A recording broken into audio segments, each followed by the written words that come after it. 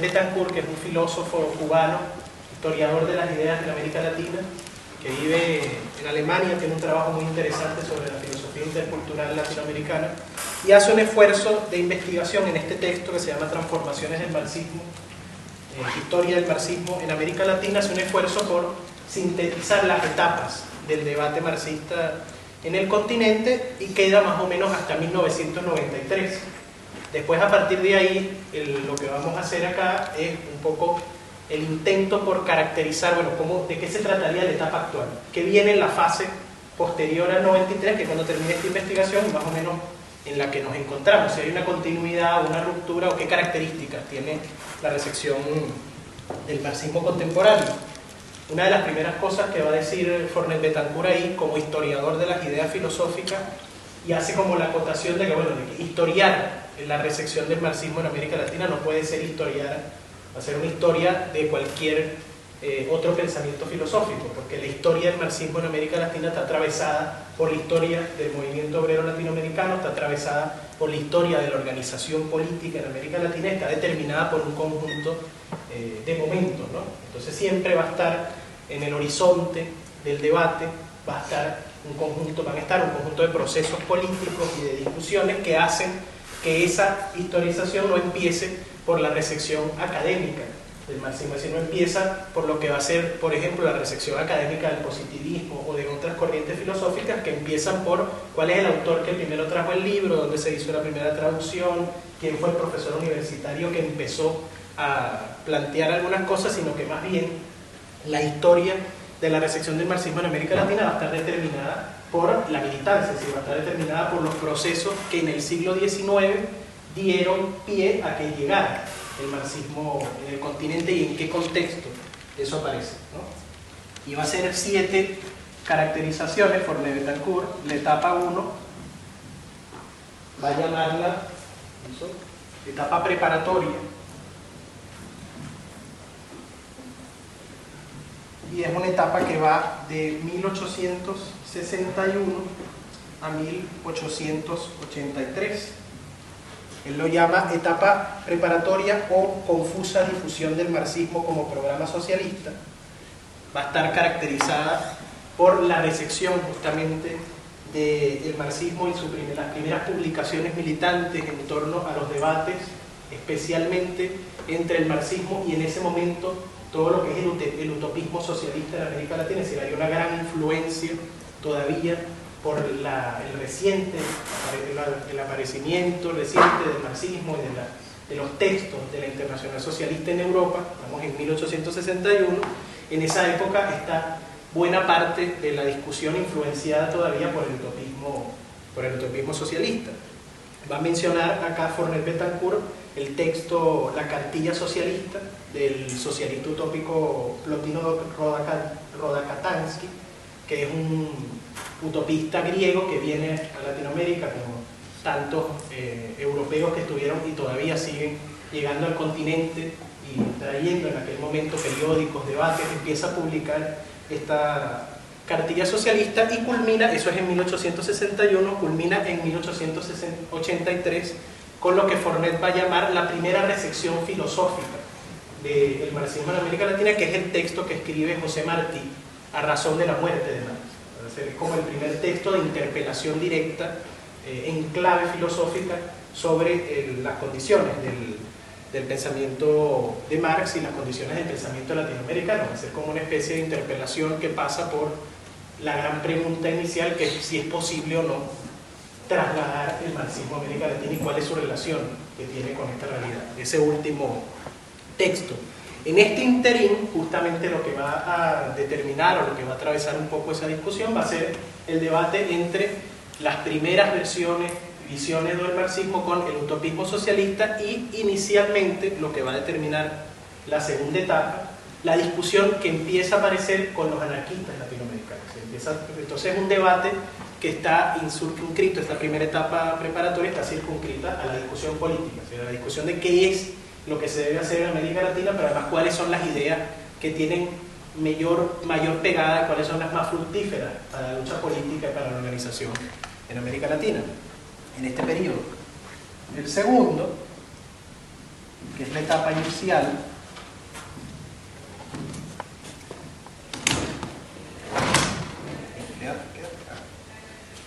inicial del deslinde ideológico, voy a llamar.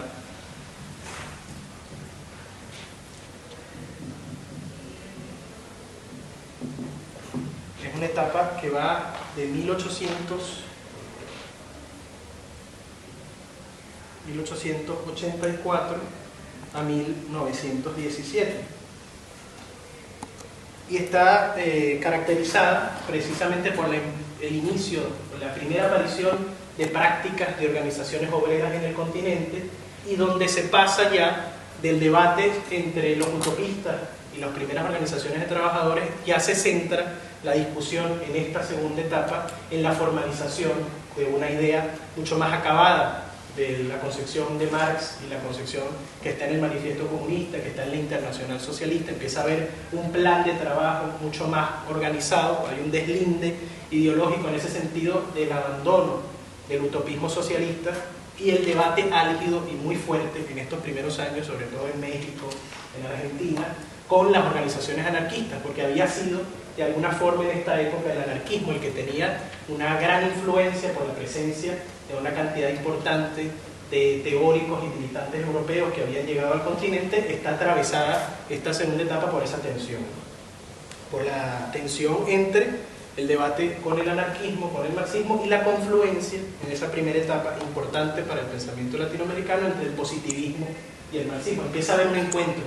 entre estas dos tendencias, un encuentro que va a determinar en buena medida el marxismo latinoamericano posterior, pero además los intentos de deslinde, que es esa relación inicial entre el positivismo y el marxismo, que pasa por un poco comprender de alguna forma, si uno quiere profundizar en esto, en la relación que hay entre la historia del positivismo latinoamericano, que fue muy importante como corriente. Buena parte de los países del continente tienen historias del positivismo en los países. La historia del positivismo en Venezuela la escribe Ángel Capelletti, la historia del positivismo en México la escribe Leopoldo Sea, y así hay como una importante producción teórica sobre la recepción del positivismo. La tercera etapa es la etapa de él y la implementación ortodoxa, se va a llamar aquí.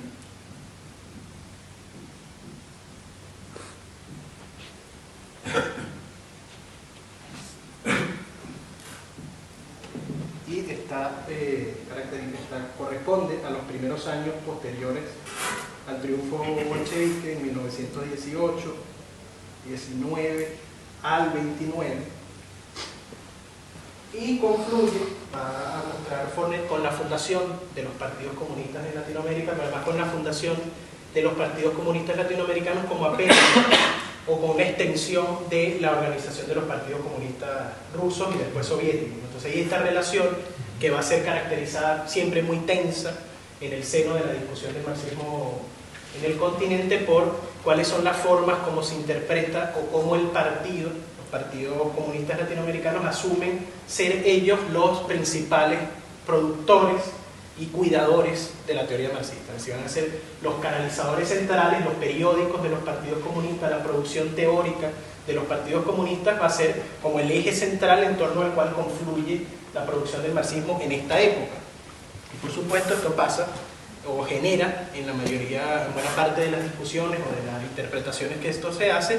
como una comprensión de la tendencia ortodoxa a esa visión, que es una tendencia derivada de esa dependencia de la producción marxista de los partidos comunistas y al mismo tiempo la dependencia de esos partidos de los partidos soviéticos. Una de las características interesantes de este momento es que va a decir Fornet que al mismo tiempo que hay una creación de un marxismo muy ortodoxo, al mismo tiempo en paralelo hay una producción, hay una cantidad de sucesos prácticos que van de la mano o que van sucediendo en el continente que van a ser muy importantes, el surgimiento de importantes procesos revolucionarios, procesos de cambio, de convulsión política, y que una de las cosas curiosas va a ser que van a tener que intentar esto en los partidos comunistas, pero además las teorías marxistas van a verse en la contradicción de tener que intentar relacionarse con esas organizaciones, con esos movimientos, con esos sucesos, con los movimientos indígenas, con las primeras protestas de estos años, y esa relación va a ser una relación muy compleja. Entre los autores de ese momento menciona a Forné Betancur, a Víctor Raúl Aya de la Torre, a Julio Antonio Mella, que fue muy conocido, José Ingeniero y Mariátegui. Pero Forné Betancur le dedica a Mariátegui una etapa completa, que es la etapa 4, la etapa del intento de naturalización, va a decir.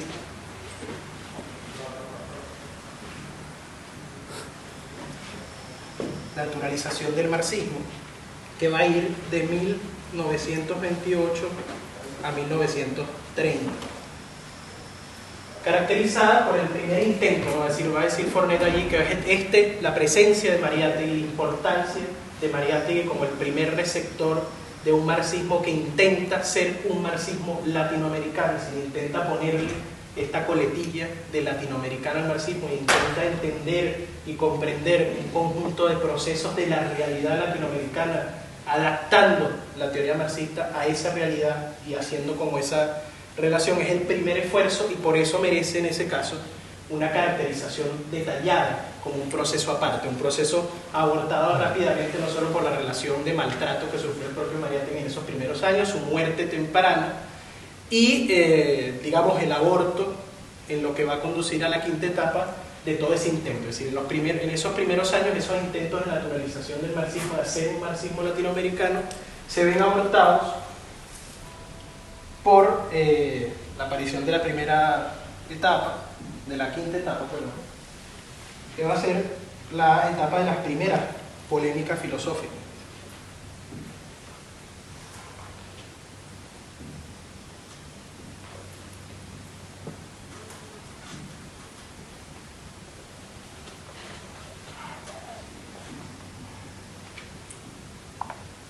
Que va de 1930 a 1940.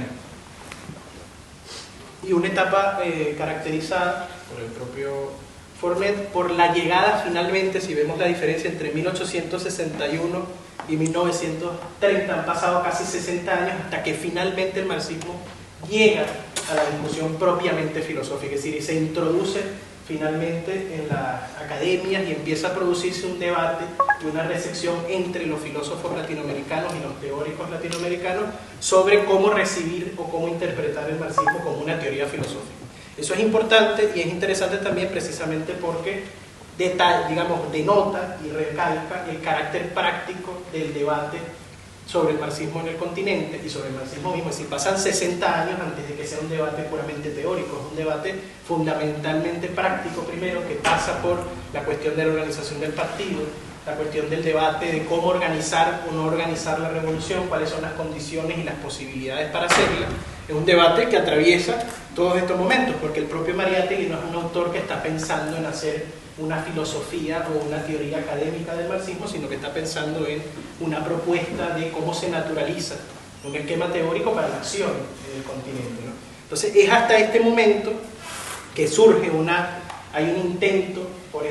introducir al marxismo en los debates de la filosofía latinoamericana, que se va a concretar en un conjunto de congresos filosóficos que se dan en el continente, donde empieza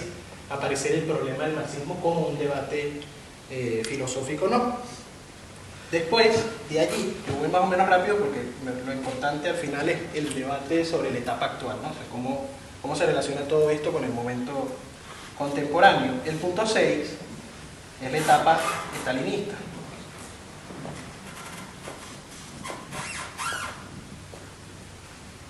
Que va a decir que es la etapa del estancamiento dogmático del marxismo, que va entre 1941 y 1958,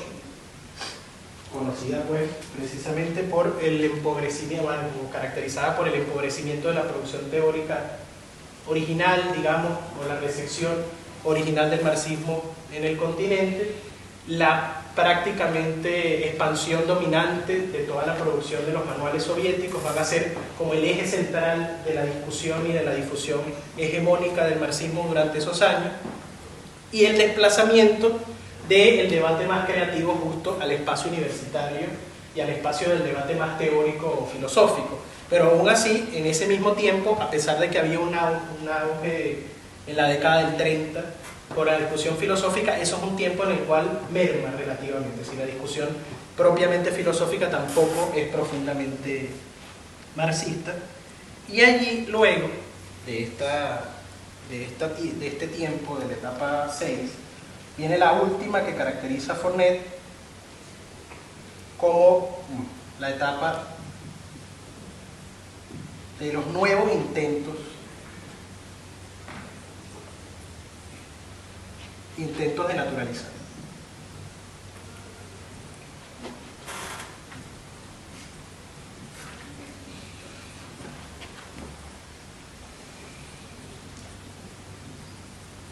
Los nuevos intentos de naturalizar el marxismo, que es una etapa muy amplia en el tiempo, que va de 1959 a el último momento de este libro, que es 1991. Y por supuesto, el hecho determinante, práctico además, en esa transformación o que inaugura esa nueva etapa es la propia Revolución Cubana. Y es, entre otras cosas, por el primer autor que va a trabajar Fournet acá, en este orden del libro, con un texto de recepción filosófica. Él hace la caracterización temporal, el contexto, y después aborda en detalle algunos de los autores de cada uno de estos momentos, entre los cuales están autores muy queridos por todos nosotros, como Aníbal Ponce, metido incluso en la etapa más o menos acá, en la etapa estalinista, pero está Mariátegui, está Aníbal Ponce, están otras recepciones, allá de la Torre, como mencionaba. Aquí aparece la Revolución Cubana, y lo primero que analiza en detalle Fournet Bettencourt es la influencia que va a tener, que hace el Che. Después allí está la influencia de la obra de Adolfo Sánchez Vázquez como una interpretación original del aporte de la filosofía de la praxis, del concepto de praxis, esto que trabajaba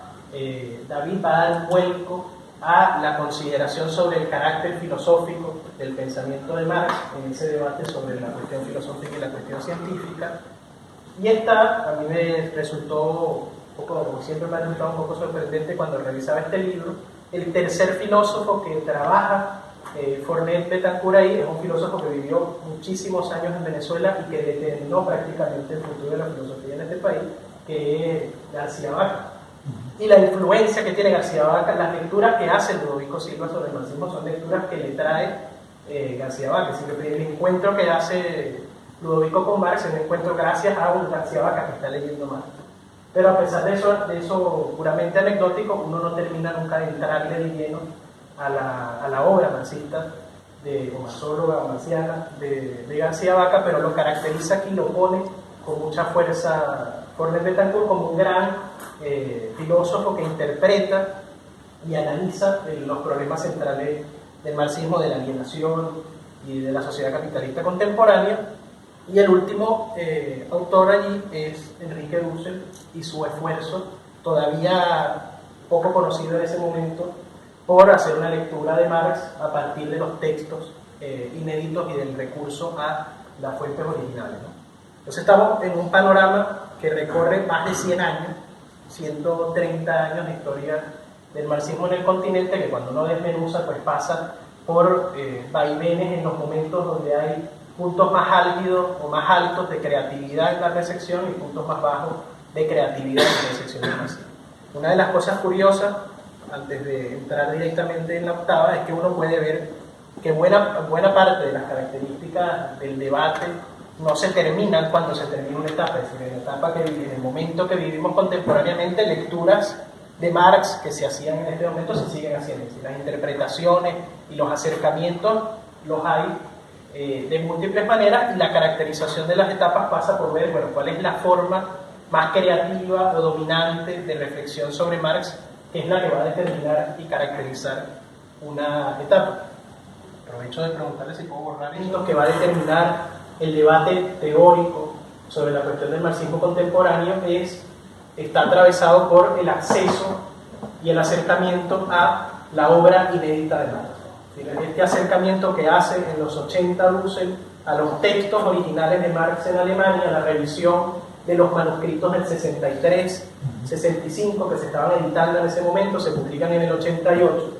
y ese abordaje es un abordaje que va a producir una lectura que publica Dussel en 3 obras: la producción teórica de Marx, que es un comentario de los Grundrisse, El último Marx y la filosofía de la liberación, que es un comentario a los manuscritos de 1863-1865, y su texto anterior, que es el Hacia un mar desconocido, que es una lectura de los manuscritos de 1861 a 1863. Entonces eso va a producir esta obra, que estaba en el 91 cuando Fornet escribió este libro, estaba empezando a publicarse. Pasados casi 30 años después de eso, 20 años después de eso, hay un proceso ya de recepción de la obra y de creación de escuelas. Es decir, en este tiempo ya en la Universidad Autónoma de México hay una cátedra que se llama Las 4 redacciones del Capital, que es esta propuesta que va a hacer confluir a Dussel por un lado, con Raúl Fonedeta, con Hinkelhammer por otro, y ahora lo está continuando Juan José Bautista, cuando ya Dussel pasa los 80 años, está creando una generación de relevo, y que está determinada por este esfuerzo por hacer una lectura del Marx inédito, del Marx no publicado. Y eso va a generar que esta corriente o esta etapa contemporánea sea una etapa que produce una paradoja, a grandes rasgos, produce la paradoja de ser un marxismo profundamente erudito y escolástico, en el sentido de que es un marxismo que va a intentar pelear con la tradición más dogmática y ortodoxa, por decirlo así, del marxismo, y yendo a las fuentes originales y enfrentándose desde la propia erudición. Entonces, uno de los principales representantes es Dussel, precisamente porque representa esta erudición, porque representa un teórico con el cual para discutir, o se arma para discutir, de un conjunto de manuscritos inéditos. Hasta ahora todavía en español no está publicada la totalidad de los manuscritos del 61 y del 63, no se consigue para los manuscritos del 65 tampoco. Entonces es la posibilidad de armarse en un debate que se hace cada vez más académico y cada vez más erudito del acceso a otro Marx. Pero además está justamente caracterizada, como lo hace el propio Dussel en este texto, El último Marx y la filosofía de la liberación, por mostrar o por empezar a mostrar un Marx inacabado. Es decir, ¿qué permite mostrar los textos inéditos? Plantear, bueno, Marx no culmina la obra. Marx deja abierta, hay un tiempo entre 1867, que es la publicación del tomo 1 del Capital, y su muerte en 1883, que son 15 años que están atravesados por la enfermedad del propio Marx, pero están atravesados por la hipótesis de, bueno, ¿qué pasa con la producción teórica de Marx? ¿Por qué no termina de publicar su proyecto, que además queda en el análisis de los papeles escritos y del proyecto como tal? Se publica solamente una 70ª parte de lo que finalmente Marx estaba proponiendo, y empieza a hacerse un debate, pareciera solo posible en América Latina, sobre este Marx inconcluso, que es el Marx inconcluso, es la posibilidad de construir otro Marx al mismo tiempo. Es decir, cómo abordamos a Marx desde lo que dejó escrito no publicado y desde lo que dejó abierto, para poder construir más allá del propio Marx. Entonces empieza como esta discusión sobre los textos inéditos, la obra no publicada o la obra que no ha sido central, porque todavía los Grundrisse habían sido publicados, pero es un texto inédito publicado mucho después de la muerte de Marx. Y allí me parece interesante en esta discusión mostrar lo que va a mostrar Marx, que es la hipótesis central suya, lo que va a mostrar Dussel, perdón, la hipótesis central suya sobre las redacciones del Capital. Porque lo principal en esa discusión va a ser decir, bueno, el Capital es una obra inconclusa en sí misma, es una obra que está en permanente redacción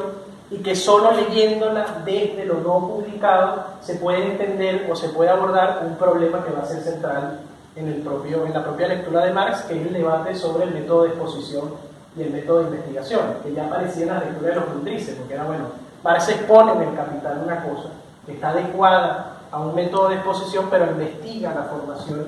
del capitalismo y de la realidad capitalista de otra manera. Y la forma como lo investiga se puede comprender si se hace un análisis comparativo de las múltiples redacciones del Capital. Si abordar los múltiples intentos de redacción del Capital va a permitir tener un acercamiento mayor de cómo estaba pensando Marx y qué es lo que estaba intentando pensar. Entonces allí está la primera redacción del Capital,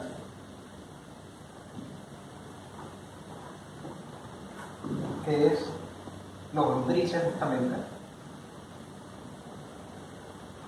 que afortunadamente podemos consultar. Está publicada los 3 volúmenes que se pueden consultar en español, que se escribieron entre 1857 y 1858. La segunda redacción del Capital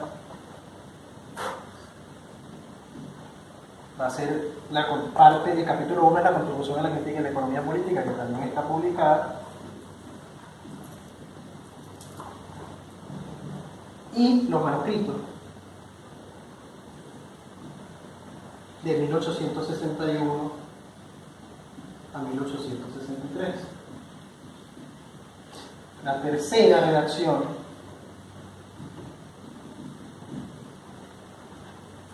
es los manuscritos que empiezan en manuscritos de 1863 al 65.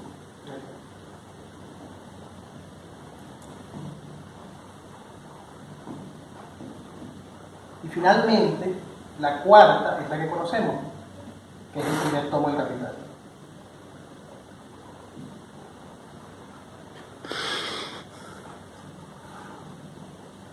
Y se publican en 1867. La tercera y la segunda, de la segunda es de donde saca, es lo que organiza Engels para la publicación del tomo 2 y lo que se organiza para la publicación del tomo 2 y el tomo 3. Solo que la totalidad de los manuscritos, que aproximadamente corresponden a algo así como a 2000 y pico de páginas publicables y como 1600 pliegos de texto, no es lo que corresponde finalmente a todo lo que se publicó. Entonces, hay buena parte del grueso de esto que está publicado como tomo 2 y tomo 3 del Capital, no se ha publicado todavía. Fundamentalmente, esto es como parte de esta hipótesis abordable. ¿Qué supone esto? Supone el intento de la especie de hipótesis de la organización de las redacciones del Capital, que deriva en el esfuerzo de una lectura, decía, y más o menos una publicación del siglo XXI de las cartas con Danielson, el traductor ruso del Capital, porque es la discusión sobre justamente la recepción del texto del Capital. Y es la discusión, ahí es donde se encuentra, donde aparece aparentemente, la discusión del Marx no etapista. Y por eso fundamentalmente es una discusión que ha sido de gran importancia siempre en América Latina, porque es la discusión de los populistas rusos preguntándole a Marx, bueno, maestro, ¿qué es lo que tenemos que hacer con el capital, con Rusia y con el campesinado ruso y con la comuna rural rusa? Si tenemos estas condiciones de la comuna rural rusa y tenemos el campesinado ruso, ¿qué tenemos que hacer de acuerdo a lo que estamos leyendo en su texto? Tenemos que desarrollar, eliminar la propiedad comunitaria de la comuna rural rusa y convertirla en propiedad privada y desarrollar el capitalismo, y después de que desarrollemos el capitalismo vamos a lograr llegar a una forma superior de organización por la propia lógica de acumulación y desarrollo de las contradicciones y la capacidad del capital. Por lo tanto, tenemos que desarrollar el capitalismo o podemos hacer otra cosa. Esa discusión es una discusión que aparece en las cartas entre Danielson y Marx, en la cual un grupo importante de marxistas latinoamericanos va a reivindicar el Marx que dice no. Primero después estaba la carta con Veras Azul y toda esa discusión que pasa por este Marx antietapista, este Marx que dice, bueno, yo primero me dediqué a hacer una historia de las formas de producción de Europa Central y no intenten convertir esta cita famosa, no intenten convertir mi teoría en una teoría de la historia, en un esquema universal aplicable a todas las etapas de la historia, sino que me dediqué a hacer un estudio concreto y aprender ruso y empiece a estudiar no solo en ruso, la historia rusa va a poder dar una respuesta. Si alguien que le pregunta una cosa más tan sencilla como es, si lo pone a estudiar ruso y el tipo se pone realmente ocupado a hacerlo, pero está fundamentalmente lo importante es que está ese debate, es decir, hay un debate que pasa por diversos temas. El tema del etapismo es uno de los temas centrales que está ocupado en esos textos que analiza en el último Marx y la filosofía de la liberación, lo analiza en detalle Dussel, pero también mencionaba ya a Dussel, mencionaba en esta discusión se mete gente como Néstor Cohen, por ejemplo, que es de esta etapa, su desarrollo teórico se da posterior al 93 y es recientemente aquí en Venezuela además que publica el texto Nuestro Marx. en el que intenta hacer una lectura de esta discusión, y está en estos momentos, pero el impacto va a ser posterior por razones obvias, una obra muy importante de Álvaro García Linera que se llama Forma Comunidad y Forma Capital, que es un intento justamente de García Linera por entender en Marx el papel de la comunidad ancestral en la construcción de la sociedad comunista y socialista. Es decir, si se debe destruir toda forma de organización ancestral anterior al capitalismo, o esa forma de organización puede servir para la construcción de otra organización y otra forma de superación del capital. Y es evidente la conexión que tiene en esta etapa la construcción ya, si Mariátegui había intentado naturalizar al marxismo, es decir, de hacerlo un marxismo contextual, este marxismo latinoamericano aparece ya desarrollándose pensando problemas como este, porque cómo no va a ser un problema para García Linera pensar la cuestión indígena si está atravesado por esa realidad. Y después, en este mismo esfuerzo, si está el otro Marx, que es el Marx de los inéditos, y el Marx inédito, que es el Marx desconocido, y el otro Marx, es un esfuerzo gigantesco que va a ser en el tiempo García Linera y que se ha venido concretando en un conjunto de publicaciones como esta, que es la última, que se publicó a razón de los 200 años de Marx. Es una antología de textos inéditos de Marx, se llama Comunidad, Nacionalismos y Capital. Ahí publica García Linera el manuscrito Kowalewski, que va a ser un texto escrito por Marx haciendo una crítica al texto de Kowalewski sobre las formas de producción asiática,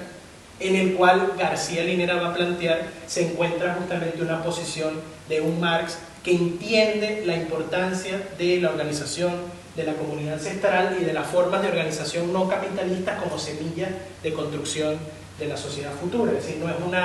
no hay que destruirla, no hay que desplazarla, hay que pensar cómo se construye tomando en cuenta esas formas de organización ahí donde no han sido destruidas por el capitalismo, y eso lo conecta con parte de las cartas a Danielson, donde también aparece ese debate, donde también aparece el debate de si esto existe, que es anterior, todavía no sé, el capital no ha subsumido formalmente toda la forma de organización, existen estas organizaciones anteriores que no están subsumidas en la lógica del capital, ¿qué hacemos con ellas? Las subsumimos, las obligamos trágicamente a que se subsuman en la forma de organización del capital, o pueden servir para otra cosa. Este texto está publicado con el prólogo de García Linera, después está publicado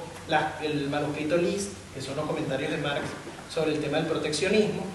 y está publicado por primera vez en español parte del manuscrito 61-63, se publicó este texto el año pasado. Entonces creo, o planteo como hipótesis justamente, que parte fundamental del debate contemporáneo a partir de este desarrollo de autores como García Linera, como el propio Dussel, empieza a plantear una lectura del Marx desconocido, del Marx inédito, del otro Marx, intentando que aparezca una discusión que está atravesada por varios temas y están más o menos sintetizados en las obras de ellos: el problema de la nación y de la nacionalidad, el problema de la comunidad, el problema de la teoría del poder, que eso es lo que atraviesa por lo menos la lectura de Néstor Cohen, es una teoría del fetichismo, la teoría del poder, el análisis que hace Veraza es una teoría de la subsunción formal y el impacto de las formas de subsunción en el consumo capitalista contemporáneo, que entra un poco en esta discusión o en esta etapa en una lectura de los temas de Marx, haciendo una lectura de lo publicado, pero diciendo, bueno, no hemos acabado la obra de Marx y solo nos concentramos en el problema del valor, ni hemos acabado la obra de Marx y nos concentramos en el problema del trabajo, sino que aparece, por ejemplo, la discusión sobre el trabajo vivo, que es una discusión que va a plantear Dussel ahí. El trabajo vivo está obligado siempre a subsumirse al trabajo muerto, como sucede en el capitalismo, o el trabajo vivo es una posibilidad de construcción alternativa de otra sociedad, ahí donde existe trabajo vivo no subsumido, como en la comunidad ancestral, por ejemplo. Entonces, aparece un cuerpo temático, que es el cuerpo temático del debate más fructífero, académico, pero práctico además, que se da hoy en día en el seno del marxismo contemporáneo. Y la gran paradoja podría ser, es que yo no lo tengo muy claro cómo es en el caso de García Linera, habría que ver, pero una de las grandes paradojas es que si esta es la etapa del desarrollo del marxismo latinoamericano en el contexto de la transición al socialismo, una de las grandes preguntas con el tiempo que nos podríamos hacer es qué tanto contribuyó o no el marxismo a esa transición. Es decir, esos los procesos, denominados procesos progresistas, parece o pareciera que estos debates, por su carácter erudito, académico, no necesariamente contribuyó tanto como debía haber contribuido. O sea, se mantuvo muchas veces apartado de la cuestión práctica, de las orientaciones de esos procesos y no acompañó de manera determinante como debió, o como pudo haber sido, esas mismas discusiones, o esos mismos procesos políticos. Pasa justo por lanzar la hipótesis colectiva de qué pasó en esa relación entre este desarrollo y los propios procesos, porque hay como una gran, me parece, en este proceso de investigación, que hay un gran tema de fondo que constituye o reúne el problema de la transición o del tránsito, etcétera, y que se reúne en este debate teórico de Marx, que es el problema de si se puede o no se puede superar la lógica del capital y desde dónde. Por eso el debate de la comunidad ancestral, por eso el debate de la comuna con la lectura, la recepción que se hace de Mesaros en América Latina también, en Venezuela particularmente, se hace una recepción de un Mesaros que plantea lo contrario a lo tradicional, es decir, no hay que desarrollar de forma acabada todas las formas de la lógica del capital, sino que hay que construir fuera de la lógica del capital. Y eso es un debate que atraviesa la obra de Marx. Se puede construir una alternativa política que se salga de las lógicas de acumulación del capital, o hay que desarrollar inevitablemente las lógicas de acumulación, y es un destino trágico. El propio Engels lo planteaba así muchas veces, y se consiguen citas de Marx donde lo planteaba también así. Es un destino trágico desarrollar de manera completar el capitalismo para que venga otra cosa, y el problema del desarrollismo en América Latina, la discusión con la teoría de la dependencia, etc. O se pueden construir ayudados por una lectura del propio Marx, o dónde está en Marx la posibilidad de construir lógicas alternas a las formas de acumulación del capital, sin necesidad de tener que atravesar por la forma traumática de acumulación extendida del capital. Básicamente, eso reúne un poco esta propuesta, reúne una presentación un poco acelerada, pero del debate contemporáneo sobre lo que se está discutiendo, o lo que en buena parte se está discutiendo no solo teóricamente, sino se está discutiendo prácticamente, porque es un problema práctico para nosotros, y ha sido un problema práctico histórico de América Latina, que pasa a grandes rasgos por la cuestión del desarrollo. Si hay que desarrollar el capitalismo o no para llegar al socialismo, qué es lo que tenemos, cuál es la vía, si es un tránsito, si es una transición, si es incluso ese debate terminológico. Y Valencia siempre va a decir que es un tránsito porque hay que salir del capitalismo y transitar hacia otra cosa, no hacer una transición interna a él, por ejemplo. No es un debate menor, es un debate profundo, práctico, porque es un debate de la apuesta política de construcción, y ha atravesado y ha determinado esta lectura. Queda de alguna forma como una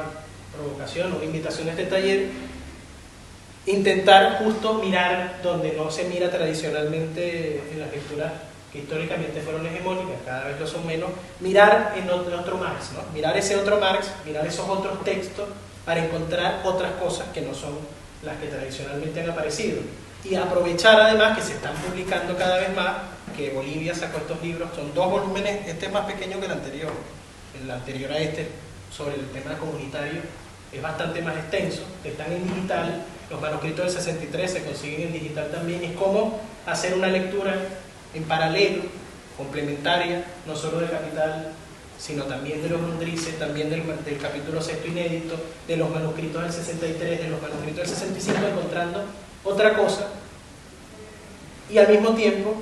hacer eso sin que es lo peligroso o lo complejo en este caso, hacer eso sin que el debate sobre Marx se convierta en un debate escolástico o en un debate hiperacademicista, que es un debate de dónde va la coma aquí, dónde va la coma allá, yo conseguí el manuscrito que nadie había leído, entonces se convierte en una especie de panacea casi de la interpretación bíblica de dónde está el manuscrito inédito que nadie había descubierto nunca, y por fin cuando lo encuentro entonces ya me hago con una... ¿Cómo hacemos esa lectura superando una lectura reduccionistamente erudita,